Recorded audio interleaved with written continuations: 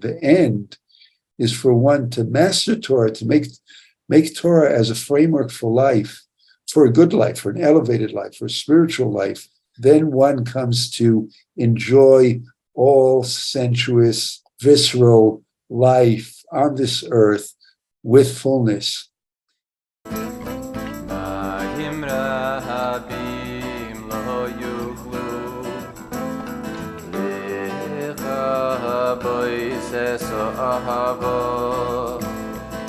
Go to our website, which is HebrewLearningCircles.org.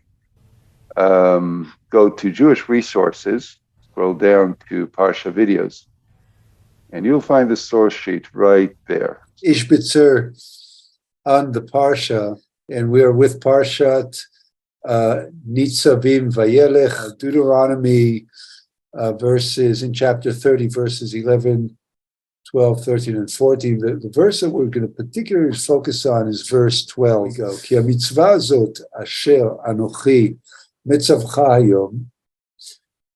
Surely this instruction which I enjoin upon you this day, lo niflati mimcha velo rechoka hi.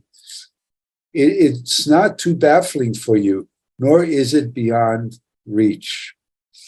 Now here's the second verse that we're going to pay particular attention to. Lo vashamayim hi le'emor mi ya'ale lanu hashamayma v'yikachea lanu v'yashmi'enu ota v'na'asena. It is not in the heavens that you should say, who among us can go up to the heavens and get it for us and impart it to us that we may observe it. And now here's the next verse, which is we will also pay attention to the symbolism in it. Velo me'ever layam hi le'emor mi ya'avor lanu el ever hayam. Neither is it beyond the sea that you should say, who among us can cross to the other side of the sea and get it for us? V'yikachea lanu v'yashmi'enu ota v'na'asena.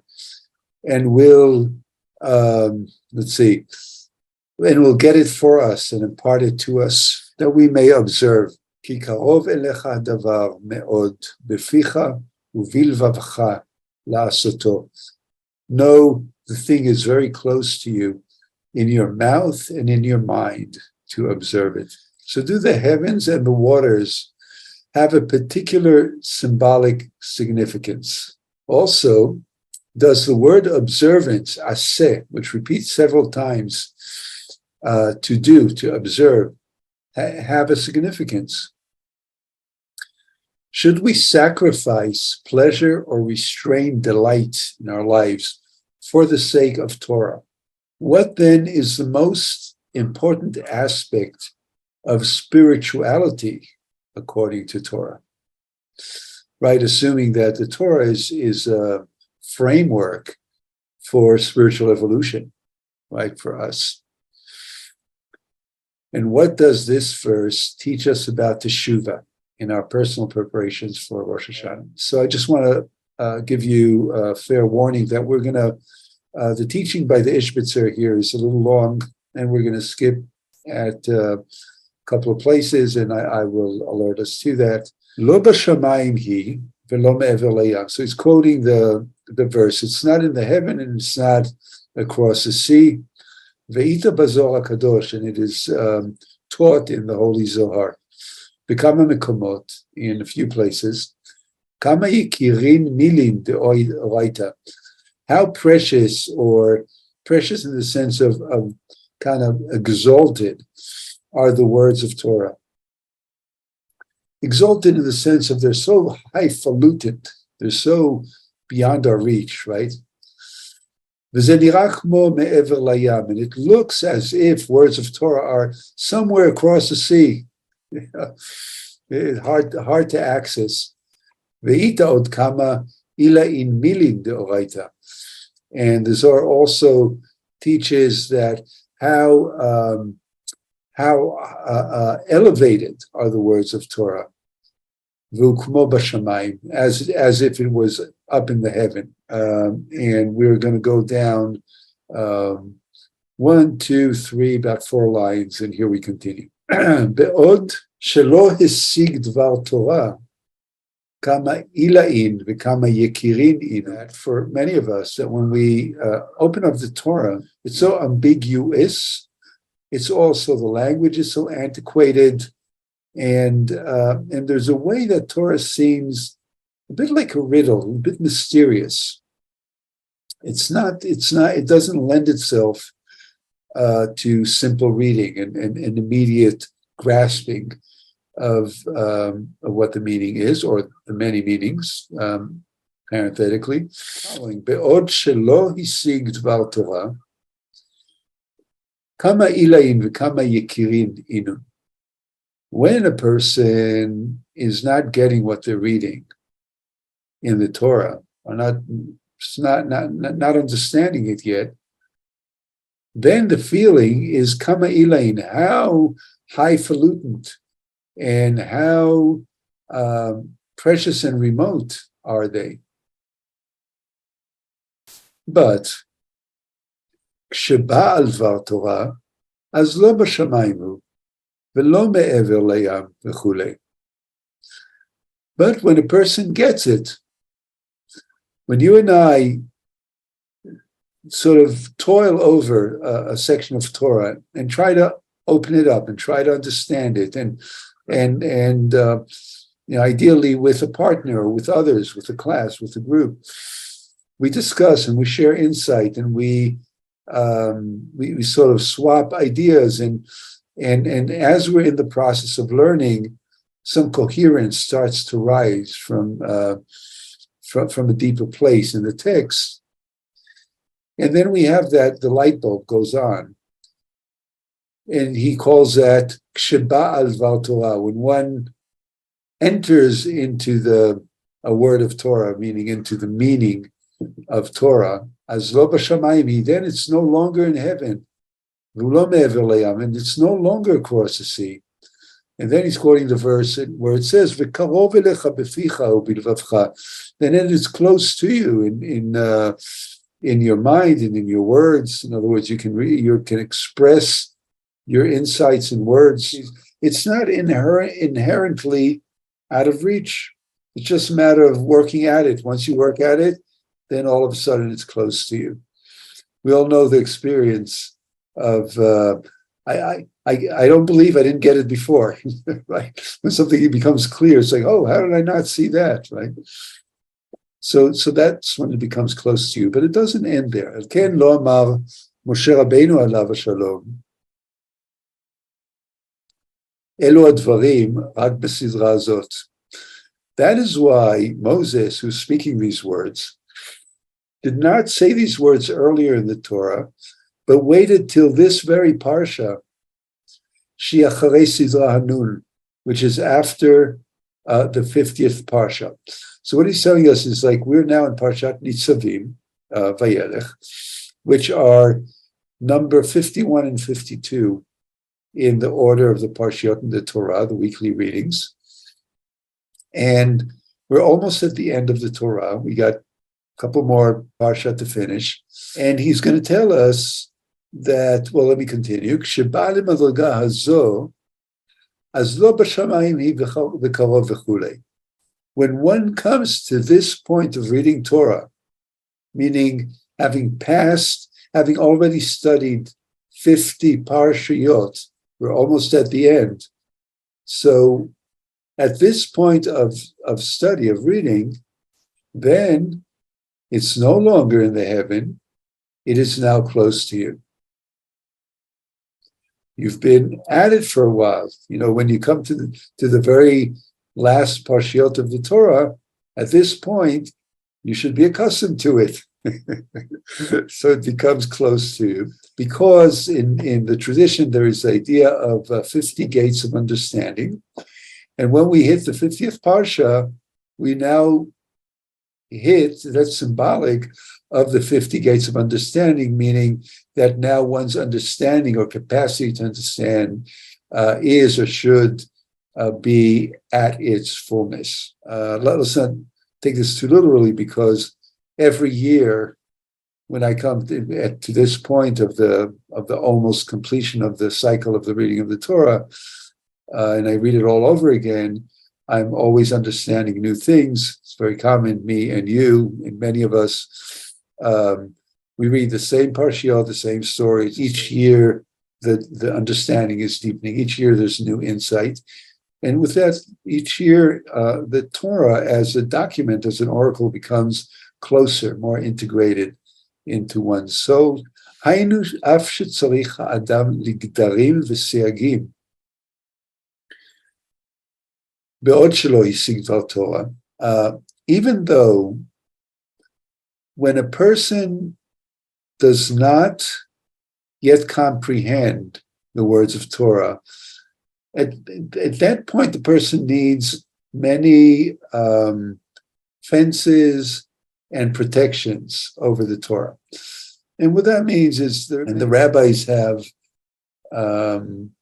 instituted mitzvot or instructions that kind of help us. They create fences or layers of protection around the original instructions of the Torah, so we can observe those. And remember, we notice that the word observe or do repeats itself many times in those 4 verses. So there's something about being able to do it without understanding, and also without failure. So, in other words, a fence around a mitzvah is, if the Torah says, do not cook the kid in its mother's milk, so the fence would be, separate your dishes, have milchig dishes and fleshig dishes, or that's Yiddish for dairy dishes and meat dishes. So that creates kind of like a guard. Like if we're that strict, and we separate our dishes and have different cupboards, and as in the very traditional homes is the case, is the practice, then you're assured that you would not transgress the Torah's original instruction, which is to never cook the kid in its mother's milk, even not by some kind of error. And he's saying, when one does not understand Torah, when one is new to the project, and in some ways we're always new. I've been studying the Torah for some time, and I still feel like I'm new. But let's let's not take what he's saying so literally, but a little more poetically, because there's a depth here. And he tells us that in the beginning, it's very important. When a person does not yet understand, then a person needs to engage in some kind of self-restraint, some kind of fences and protections around the Torah. But, he says, aval, shehesig b'shlemut, eino tzarich lezeh. But when a person understands the Torah in fullness, those restraints, those fences and protections are no longer needed. V'lo me'ever layam. And it is not across the sea. Haynu ein tzarich liot rachok mikol chemdat olam hazeh, shenikra yam, ki yam moreh al te'ava. So he's saying, and when the verse tells us it's not across the sea, it means that when a person does not need to distance his or herself from the delights of this world, which is considered in tradition symbolically a sea, because water is symbolic of desire. What does the verse tell us? You do not need to deny your cravings or your desires or your attraction to the delights of life. But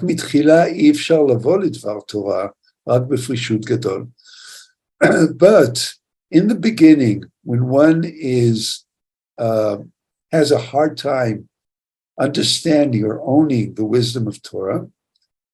At that period, a person may need some restraint, he actually says great restraint, some kind of sacrifice, some kind of giving up of the good things, the pleasures of life. Aval ein ze ikar, ki ikaru asiyah. But that is not the essence of Torah. The essence of Torah is not restraint or sacrificing pleasures. In other words, asceticism. He's speaking in opposition to asceticism as a principle or as a goal. The essence is the doing. Remember that the observance. Remember that that the word doing, asiyah, repeated itself many times in those verses. He says the restraint or temporary asceticism, temporary restraint or limitations are just a means to an end. The end is the actual doing, the application of the wisdom of Torah in daily life, in day-to-day life. It's not in the heavens. This is practical. This is grounded. And this is in your mind and in your mouth, typically means in your mind and in your heart. La'asoto, to do it. Right? It is within your verbal and mental capacity to come to correct action or worthy action in the world. Huaikar, which is the essence of Torah or the purpose of Torah.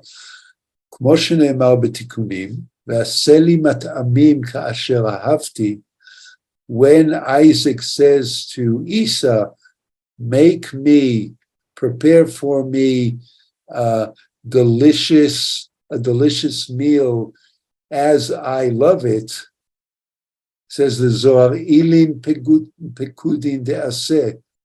This is a mitzvah, this is a positive mitzvah. What the Zohar is telling us is that the example or the proof that the Torah wants us to delight in the pleasures of this world is that when Isaac, the holy forefather Isaac, tells Esau, prepare me this delicious meal that I love, want, I desire, I crave, I lust for, that is a positive mitzvah, meaning that is an instruction of the Torah for us to seek out the pleasures that are available in this life. We're looking at a verse that is telling us that the Torah is not in heaven and the Torah is not across the sea, but it's in our mental and verbal and practical capacity to live by. This is spirituality, or this is a fulfillment of the potential of life in this world, in a very real, full, visceral way. Even though there is a period, or there is a time, or as what we call a skillful means approach, sometimes we need to pull back. We need to restrain ourselves. We need to limit our engagement in order to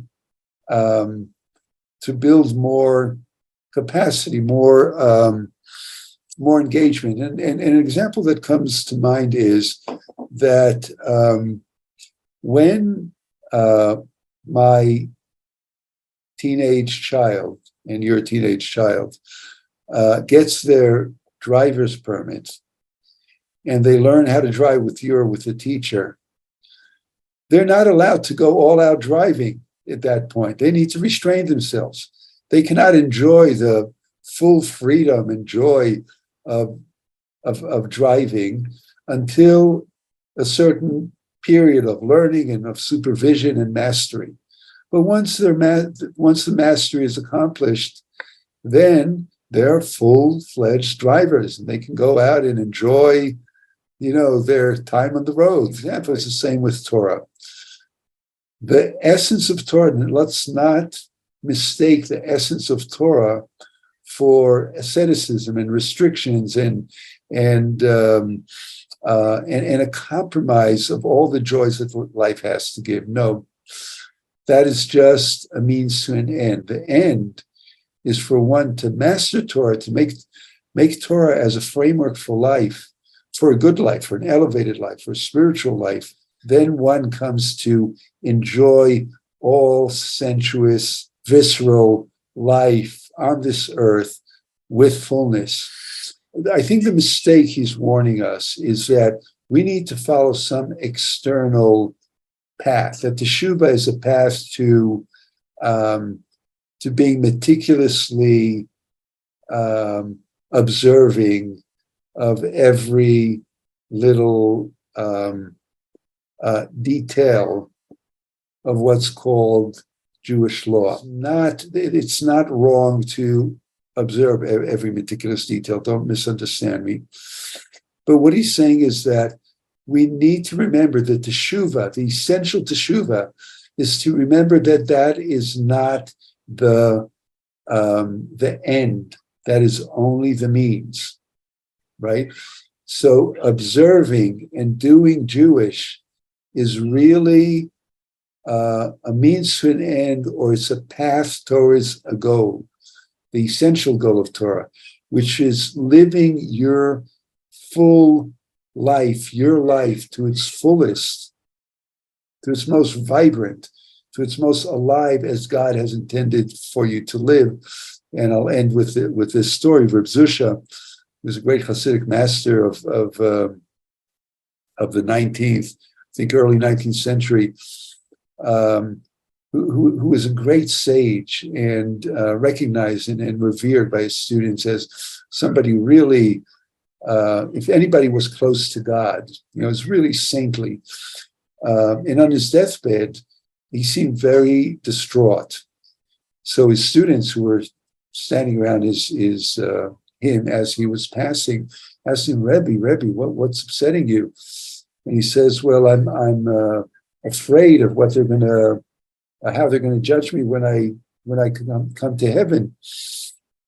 And his student says, Rebbe, you, out of all people, we should be afraid of the judgment of heaven, but you're so saintly. I mean, what do you have to be afraid of? Yeah. You lived a life that is an example to all of us. And he said, no, you don't understand me. He said, I'm not afraid that in the heavens I'm going to be asked why you did not live your life like Moses, our teacher. I'm afraid they're going to ask me why you did not live your life as Reb Zusha. May we all be blessed to make that teshuvah, to come to our essence, to live our lives as we each individually need to live, and make our contribution to the collective, the very unique, specific contribution that we need to make, both to our people, to the people of Israel, as well as to the entire world and all of humanity. Thank you for studying. Have a great Elul. Look forward to seeing you next week. Shalom for now. Today, thank you, everybody. Again, click subscribe button. Doesn't cost you anything. We really appreciate that. Like to have that extra layer of connection with you. Like and subscribe. Come back.